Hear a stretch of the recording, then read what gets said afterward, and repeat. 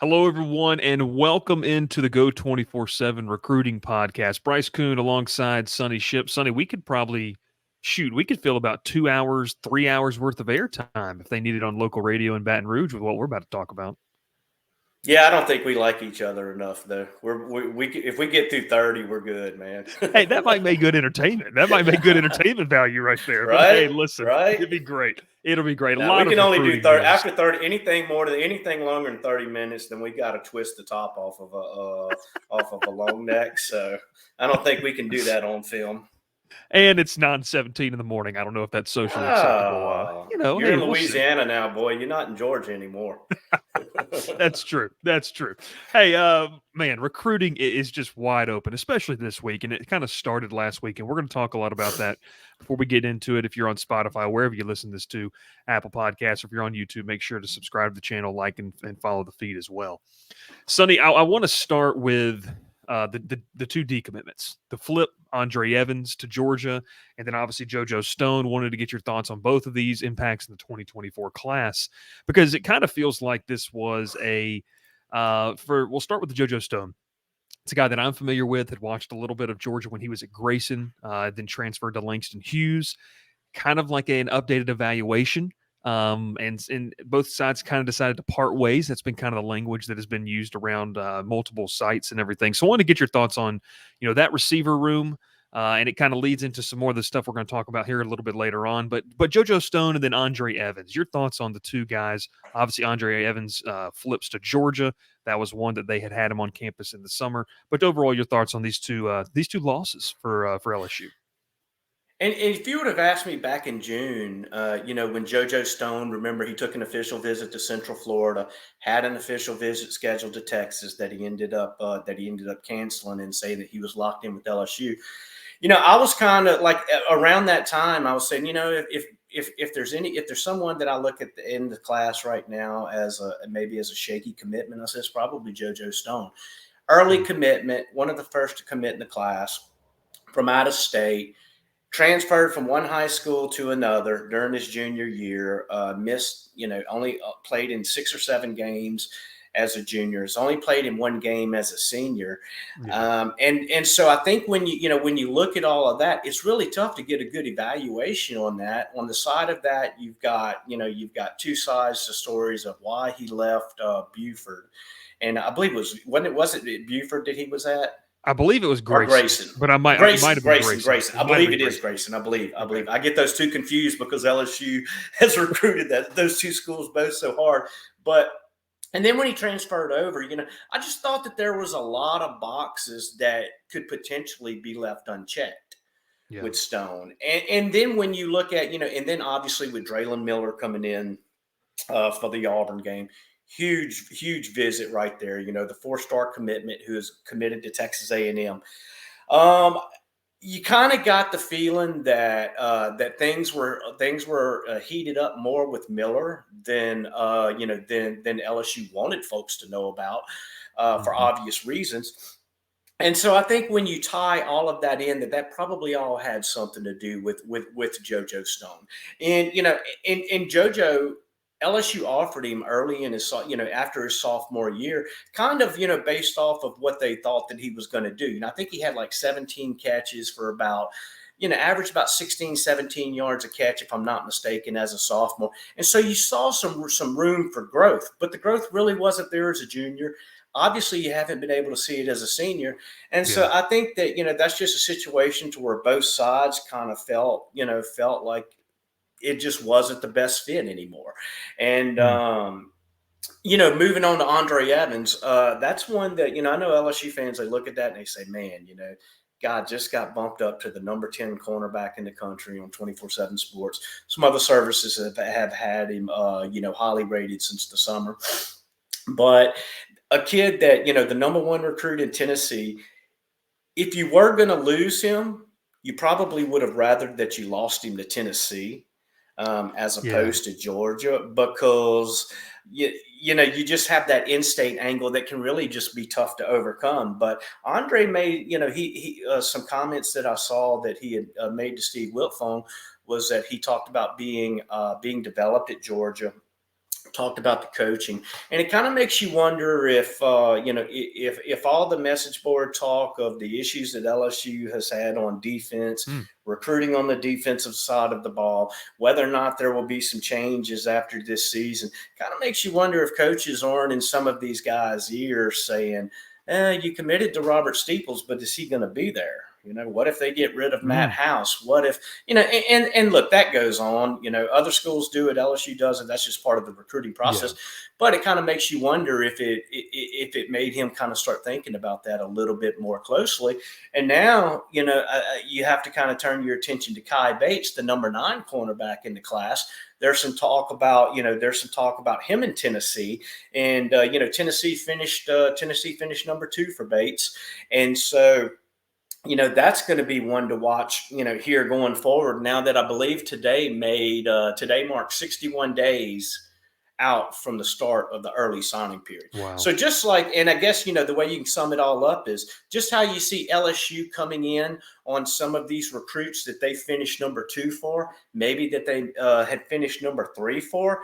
Some of these commitments that LSU has, those schools that finished number 2 might have, had 3 right there at the end of it before he got ready to make a decision. You're going to start to see a lot of that kind of tussling and jockeying for position here down the stretch. I think it's important to remember too, Sonny, kind of what you just said with that is, look, the recruiting never stops. It's not going to stop until the name is signed on the piece of paper, that letter of intent. And then sometimes, obviously, as we know in the modern day of college football, it's not even going to stop there. It's going to continue throughout these kids' college careers if they decide to transfer.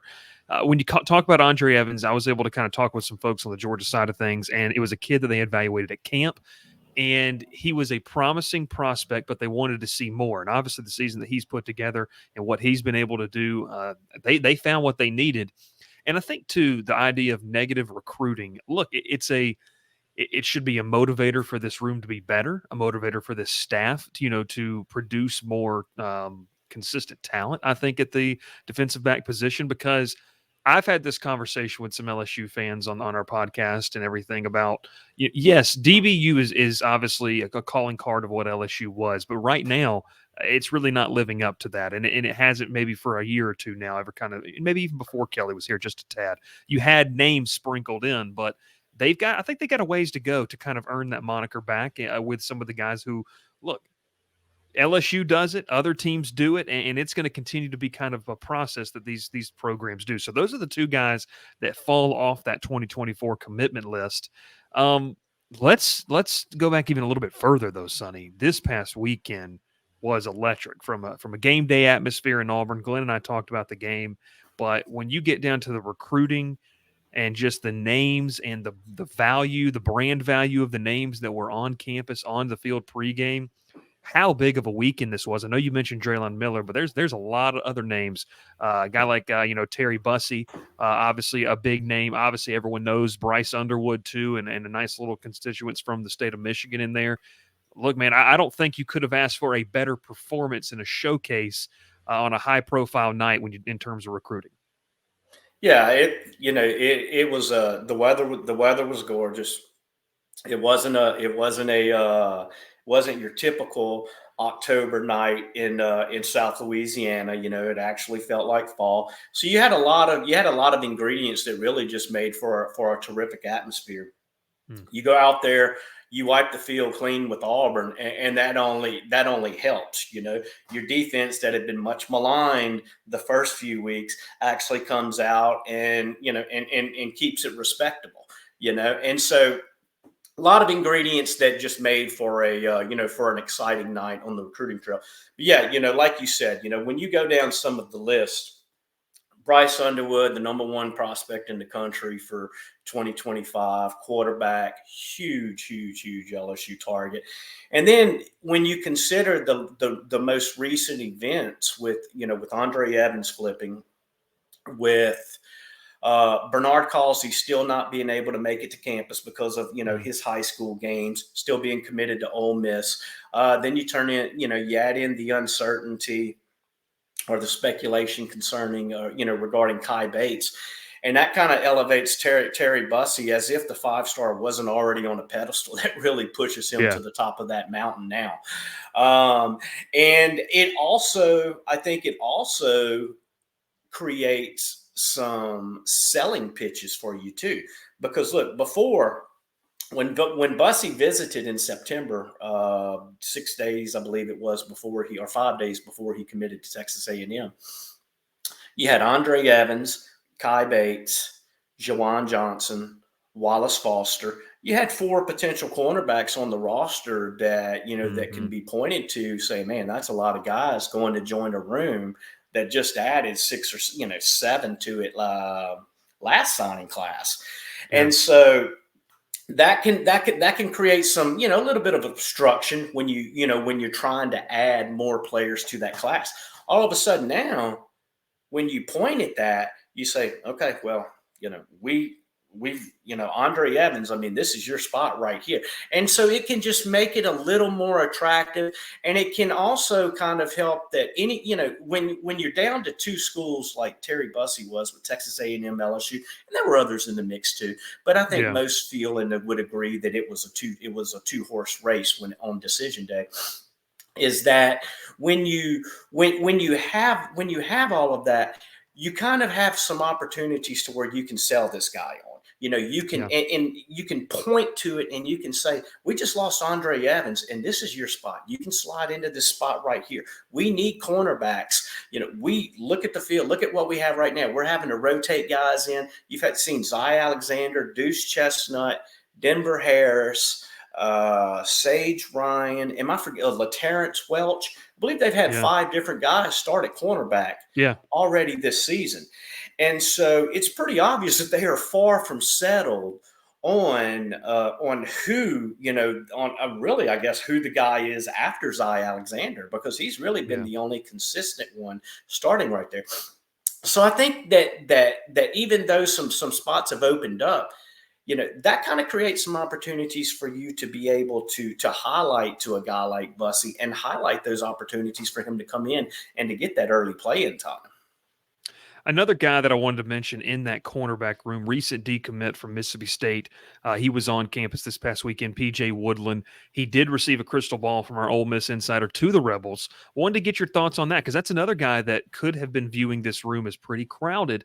And does this feel like an Ole Miss LSU battle? Where do you kind of see this one going? And is there a timeline for a Woodland decision? Well, I believe Woodland is going to Alabama this weekend. He's going to be he's going to be there for the Tennessee game, and so I guess you kind of have to wait and see, where they are with their cornerback board, and I guess how much of an importance and how much of a priority he is for them. I do remember that, kind of getting back to looking at the cornerback board.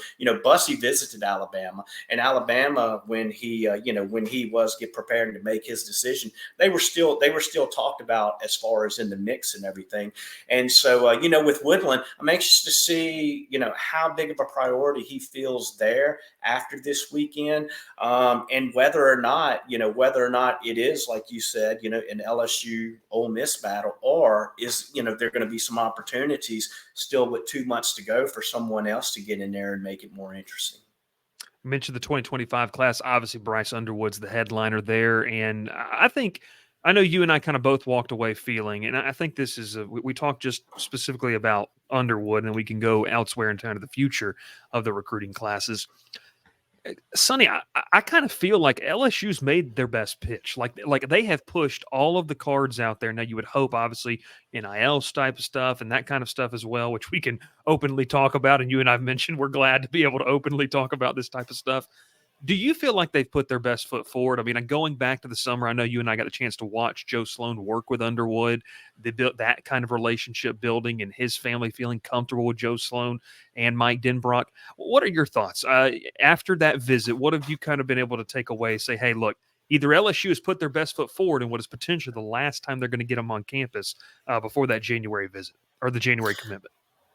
I think LSU has showed them everything outside of NIL that he probably needs to see to be able to make that decision. Different schools have different approaches when it comes to NIL, from talking to different coaches, talking to different folks associated with different teams. different programs that they cover. And, it seems like, that, I've heard one coach who just said, look, we like to just, we put it out there. We put it out there. We put our best offer out there. Others say, they kind of, they like to wait, because they know others are going to counter, others are going to come up with with maybe better opportunities and things like that. So I would probably err on the side of LSU hasn't put the best out there yet, and simply because you still got 3 months to go. You've got 3 months to go, and I don't think Michigan, I don't think Colorado, I don't think a lot of them have, because the best their best offer probably comes right there when it's kind of like you're a week away, 2 weeks away to when you know that you can really lock this up. And I don't think that I think that you'll still see Underwood pop up at Michigan. I would not be surprised if you saw him pop up at Colorado again. Maybe even another campus or two during this, stretch run of the end of his junior season. But, I certainly think that LSU went into this visit right here with under the impression of this may be, and this will likely be our last time that we have a chance to get him on campus and to be able to make these pitches. Because when LSU is able to, next week, LSU coaches during the bye week, they'll probably spend at least half of the week, out on the road recruiting, making stops by schools. I can guarantee you Joe Sloan's going to make his way up to Belleville, but the amount of time that they can actually spend with the recruits is very limited in these situations, because they can only see him at school and things like that. So, I think that LSU has positioned itself where it needs to be in this race, and now it's just going to be a matter of closing the deal. But I don't believe anyone's going to close that deal 3 months out. I like that. It's not necessarily a bad thing. And look, it's like anything. If you're offering, hey, what can we feel really good about it? And maybe December 27th, it's one of those things where, hey, this is now where we pounce with kind of that second part of that NIL deal. Hey, look, we'll see. We'll see. But I think I left Saturday feeling, and talking with some folks close to him, thinking we've talked about this, Sonny. Obviously, the lure of playing 30, 20 minutes from home. I mean, essentially from me to you, where we live here in Louisiana, and being able to play that close. Well, not me it to matters. you. Not me to you. Not me to you. You to Glenn. Me to Glenn. There we go. Me to campus. That being said, the lure of playing that close, while it does matter, some folks in his camp and in that circle say, hey, look, he's not going to just make the decision based off of that. And I think it speaks to the maturity of what he's been able to do. And obviously that's good news for LSU. I mean, for them to be able to get him down there, and he had a great time. I think it's safe to say down in Baton Rouge. And we all talked about that. It was a big one over there on the site. So if you want to catch some of those notes and those nuggets as well, we'll definitely point you there in the link down in the bio below. Sonny, we take a look more at the future of this class. A lot of 2025 guys, 2026. Wanted to get your thoughts, because I know you entered a crystal ball on Keelan Moses. That's a guy that is, literally right in LSU's backyard. He's another impact type of player that would be a nice addition to this 2025 class. And as we get ready to really kind of turn our attention to that, what are some of the other names that maybe were on campus this past weekend, or other ones to keep an eye out for in the future, 2025, maybe 2026? Yeah, I think the LSU recruiting staff has really done a good job of positioning the program with the in-state guys for 2025. If you look at the 2024 class, some of the angst and some of the worry that fans will have down the stretch is going to focus on these out-of-state kids, and because they don't necessarily have that in-state draw that a lot of Louisiana guys do, and so I think that when you and correct me if I'm wrong, I believe out of the 23 commitments, 15 are from inside the state. I'm double checking that right 15 now. or 16. I think that's true. Yeah. It's in the neighborhood. It's definitely in the neighborhood. Mm-hmm. Let's see. But 1, 2. and my point being is that with those guys, you have a little less worry of the out-of-state school, of the big in-state school, like a Tennessee for a Tennessee prospect, Georgia for a Georgia Mm-hmm. prospect, Florida for Florida, and so on. You have a little less worry with a lot of those guys. And so that's going to be something that's going to benefit them down the stretch. And I think it's also, when you look at 2025, they've really done a good job of positioning themselves well on that front. You mentioned Keelan Moses. I do think that he commits to LSU. He said that a commitment is coming soon. I do think that will be happening, in a lot sooner than later. Devin Harper, the big 4-star Yeah. interior offensive lineman out of Shreveport, he was down for that game. I think they're in a very good spot for them. Harlem Berry, a 5-star running back out of New Orleans, I think that they're in a great spot for him. James Simon, the running back out of Calvary Baptist, another guy. I think they're in a really strong spot for him. And so, when you go and when you start looking at, the top 7 or 8, top 10 in Louisiana for 2025, there's a lot of good feelings that folks have on a lot of those kids. Jabori Antoine, the number 1 prospect in the state. Unfortunately, his junior season ended abruptly a couple of weeks ago with a shoulder injury, had shoulder surgery. And so, I think with him, you look at, okay, the Texas, the Alabamas, the Texas A&Ms, they're going to be your big players for him, along with LSU. But really, outside of him, I think that the staff has really got LSU in a very good position with most everybody else. Yeah, that 2025 class and then 2026. I mean, it's crazy when you start to look at some of the talent that's going to be Especially inside this state. 2026, man. Oh man, Especially you talk about 2026. one thing that I think fans can really look forward to if they continue to build momentum on the field. 2025, 2026 classes, man. Those are types of classes in this state, Sonny. And I don't want to get too far ahead of myself, but those are the types that can really build the foundation to be a continuing playoff and championship threat. When you talk about the type of guys and playmakers that could be in that class, and I think it'd be a lot of fun to see a lot of those guys make it on campus. Let's wrap it up with, we talked about 2 of the guys that decommitted and one that flipped. We talked about, looking ahead. Let's talk about one of the newest additions to the 2024 class, C.J. Jackson, the linebacker out of Tucker, Georgia. This is a guy that I had the privilege of covering. 6'3", 225. We've got him as a 3-star, but a 4-star composite. Sonny, he's a guy that was viewed when he committed to Georgia Tech back in June as kind of a tweener. Could he add the weight and play down on the line, or is he going to strictly, play that? They call it a money backer position at Georgia Tech. I know, obviously, LSU is going to call that a jack linebacker. Decommits on October the 5th, and then just 10 days later, right fresh off that visit this past weekend, commits to LSU. It's a nice pickup, I think, of what they were able to do with Jackson. Frank Wilson in on this, Bobby Barham, another guy that has those Georgia recruiting ties, that was in on this pick. Your thoughts on Jackson, this addition, and what it means for this class? Well, I like it. First off, I like the addition. I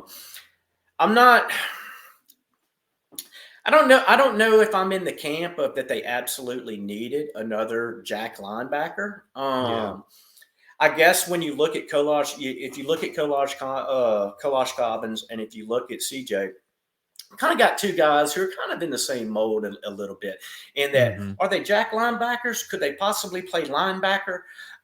So I think you have a little bit of that, but you go back to last year, Deshaun Womack, I truly believe that he's going to be a jack linebacker. You have Jackson Howard, Dylan Carpenter. I think Dylan Carpenter will probably grow into that defensive end spot opposite of the jack. So I guess you could make a case that you needed to in this class, but I think when you sum it up and when you look at that, you have 2 guys, and you're not dead set on either one of them playing that position, then I think you look at the upside, and the upside is that both of them are athletic. Both of them can run, and both of them have some versatility. And so in that sense, I really do like the pickup in that sense. Obviously, when you look at, I know that LSU's trying to, they're still trying to get Colin Simmons down for an official visit. He's kind of circled that Florida game on November the 11th that weekend. I'm still hesitant. I'm still skeptical that that trip even happens. And so, there's no harm in adding another jack linebacker, in my opinion. I don't think you're going to all of a sudden be able to say, okay, this room's too crowded now, Colin Simmons doesn't want to come, or if someone else popped up. So I like the versatility and I like the athleticism that he brings to the table with Kolaj Cobbins. Another name kind of mentioned on that edge rusher type of deal is Ahmad Bro, and I got a chance to talk to him on Saturday night. He's playing some inside, but it's more due to necessity up there at Ruston. They really need him.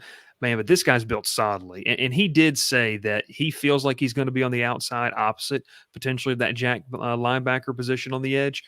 But that if he adds weight, because we've got him listed at 250, maybe he's a guy that adds some really, really good weight and can be utilized in multiple positions along that defensive front. I think that he's kind of got that type of potential. And you talk about these kids growing into that body. It's going to be something really interesting to watch. But C.J. Jackson, the latest addition. Savion Jones, another one. Yeah, it look has at Savion Jones. He's got up to 280, and while it does look a little heavy for him at the position that that he is playing. I mean, if he didn't have a problem getting up to 280, I could easily see Savion Jones adding another 10 pounds and getting up to 290 and moving inside. If you have someone out, if you have someone who could play that defensive end position, because, if we're talking about kids who may get a little, I think Savion Jones is one of those guys. When I look at him, I just say, man, if he's going to play the defensive end position, if you drop 5, maybe even, if you drop 10, maybe even 5 pounds. Yeah. I mean, your quickness and stuff is just going to be, it's just going to be so much better. But then you look at a guy like Ahmad Bro, and that same type of frame. Obviously, he doesn't have Savion Jones' height, but I'm with you. He's kind of thick and just a well put together kid. Not guys where you're going to see ripping muscles or anything like that, but just solid. Yeah, it's about he's 250 with about 4% body fat, maybe. I mean, it's just all solidly built with what he's been able to do. But it's an impressive class, obviously, wanting to continue to build on that. And it's a good reason for you to stay tuned, to go 24/7, head over to the site, get all the news and nuggets that you need. And we would appreciate you joining the boards and joining some great conversation as we talk LSU Army this weekend. Sonny, as we get out of here, how excited are you to kind of see the camo end zones and kind of some of the different things? I know you're not going to be at the game, but obviously, just seeing a bunch of the things that obviously makes anytime you play one of the military, the service academies, it's a special honor. And Tiger Stadium always has a lot of pageantry. There's a lot of pageantry associated with LSU, from the tailgating to inside the stadium. And I just think that when you add the patriotic environment to it, I mean, it's just gonna. I kind of got goosebumps right now, just kind of thinking about it and talking about it. Because I've always wanted to, like we all have those bucket lists of places that we want to go and see a college football game. And Navy, and this is, this is not a knock on Navy. I think it has more to do of just where it's located at in the middle of Maryland. I think it is, right, Annapolis. Yeah. But Air Force has always been one, just because of the majestic mountain and the scenery and stuff right there. And then West Point, that was just a place that, that I would. New York, I could never step foot in New York, and I would not feel like I ever missed anything. But I would like for someone just to drop me in West Point for a day. Oh, it's beautiful. Been there one time for a game, and it was amazing. The Hudson River in the background, one of the more picturesque venues that kind of goes unnoticed, I think, on the national college football landscape. But man, it's gonna be a fun weekend, obviously, and another home game, which is I'll say this as we end the podcast. One of the best things, and the kind of the closing arguments, we'll call it, for LSU's recruiting pitches to some of the 2024 kids, 2025 and beyond, is you get to play every single one of these games at home on the latter half of the season. So you talk about scheduling visits, you're really getting those last game day visits over maybe teams that are kind of split 3-3 the rest of the way, or 2-4, or something like that. What is it? 4 out of the next 5 are going to be at home. And you can't beat that. I think from a recruiting perspective, it helps you out a lot. So It's going to be a lot of fun. Sonny, Shipp, my name's Bryce Koon. Thanks so much for tuning in. Make sure to subscribe to the YouTube channel if you're watching.